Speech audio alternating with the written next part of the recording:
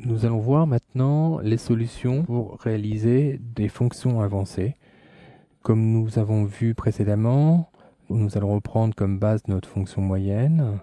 Nous avons remarqué que le résultat return renvoyait une seule ml variable.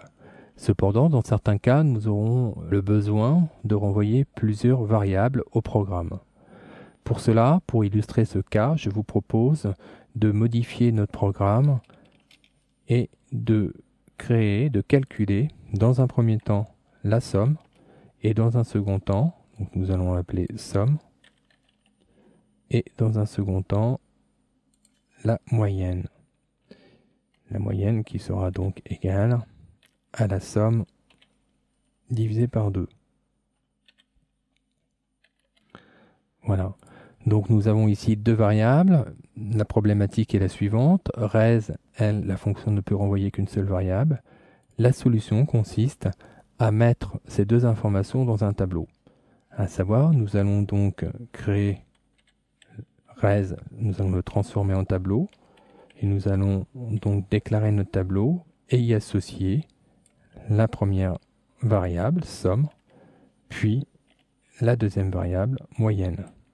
Nous aurons donc ainsi en retour les deux informations sous forme d'un tableau qu'il faudra exploiter en tant que tel au niveau du programme principal. Voyons maintenant côté appel des fonctions ce que cela change. Donc j'envoie toujours ma fonction moyenne. Par contre, au niveau de l'usage de mon calcul, il faudra donc bien préciser maintenant qu'il s'agit d'un tableau. Et comme tout tableau, lorsqu'on désire récupérer l'une de ces valeurs, il faut exploiter les crochets.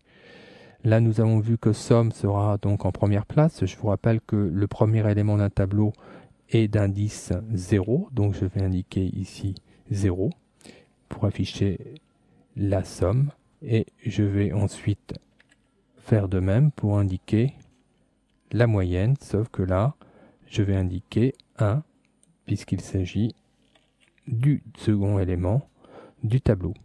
Je vais peut-être préparer un petit peu un texte pour préciser qu'il s'agit ici de la somme. Donc, avec une fonction BR pour que ce soit plus clair. Donc, la somme et voilà. Concaténation, je colle mon résultat. Je recommence la même démarche pour le deuxième résultat. Nous allons indiquer donc cette fois la moyenne. Voilà. Et voilà, nous en avons terminé. Nous pourrions faire la même chose pour la suite du programme. Donc comme vous le voyez ici, il suffit simplement de reprendre cela et de changer l'exploitation des résultats. Faites attention, nous avons donc un tableau d'indice 2 maintenant, donc il ne faut pas oublier de changer le nom. Voilà, nous pouvons maintenant enregistrer ce nouveau programme. Nous allons l'enregistrer sous programme avancé. Excusez-moi, fonction avancée 1 dans un premier temps, parce que nous verrons d'autres alternatives par la suite. Et nous allons maintenant le tester dans le navigateur.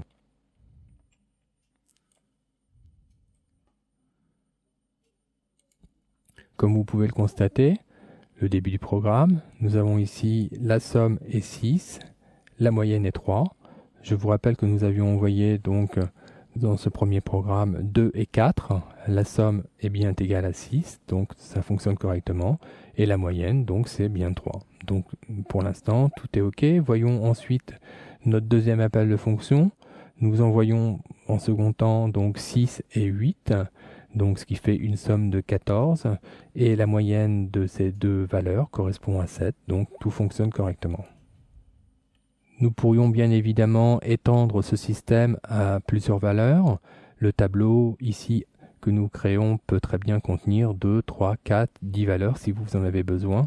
Sachez simplement que pour l'exploitation de ces valeurs, il faudra penser à indiquer l'indice dans lequel a été stocké le résultat que vous désirez récupérer. Nous allons nous intéresser maintenant aux informations qui sont passées comme paramètres à la fonction dans les arguments de la parenthèse de la fonction. Pour l'instant, nous avons deux valeurs. Ces valeurs sont des valeurs qui contribuent au calcul. Nous avons par exemple besoin d'envoyer une troisième valeur qui sera, par exemple, on peut très bien mettre du texte. Je vous propose par exemple de mettre l'unité dans laquelle doit être réalisée l'opération. Nous allons mettre par exemple euro et nous allons modifier donc ce programme en ajoutant ici une troisième variable et qui sera donc la monnaie. On va appeler ça unité par exemple. Cette variable unité devra donc par la suite être renvoyée dans le résultat. Donc nous allons l'intégrer dans notre petit programme. Et pour cela, un bon exemple d'utilisation, nous allons utiliser l'opérateur de concaténation compact, à savoir point et égal. Autrement dit, le résultat que nous allons obtenir va se cumuler avec l'unité que nous avons ici. Si nous avions donc 3, nous devrions avoir 3 euros. Nous allons appliquer cela, par exemple, ici pour notre cas, pour le deuxième cas, de sorte à ce que ça puisse fonctionner. Si nous déclarons dans un premier temps 3 variables, 3 arguments dans la fonction, il faut que nous envoyions ici 3 informations aussi. Si nous enregistrons ce programme et nous le testons maintenant dans un navigateur,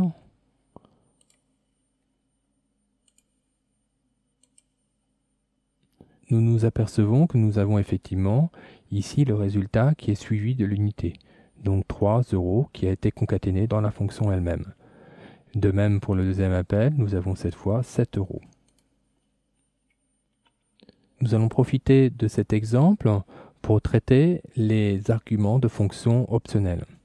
À savoir, nous désirons maintenant que l'information envoyée soit optionnelle, c'est-à-dire avoir la possibilité d'envoyer soit 6 et 8 tout seul, sans préciser l'option, et d'indiquer si cette option existe, l'unité. Donc là, par exemple, nous allons indiquer des $, l'unité en troisième argument.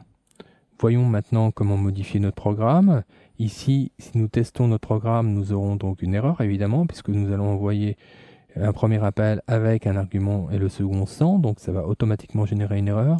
Il convient donc de modifier le troisième argument pour lui indiquer que cet argument est optionnel. Et nous allons donc simplement ajouter une affectation dans la déclaration à l'endroit où est inscrit le troisième argument et nous allons prendre la valeur euro par défaut. Ainsi, nous n'aurons pas d'erreur et nous pouvons donc, comme nous allons le voir tout de suite, tester le système.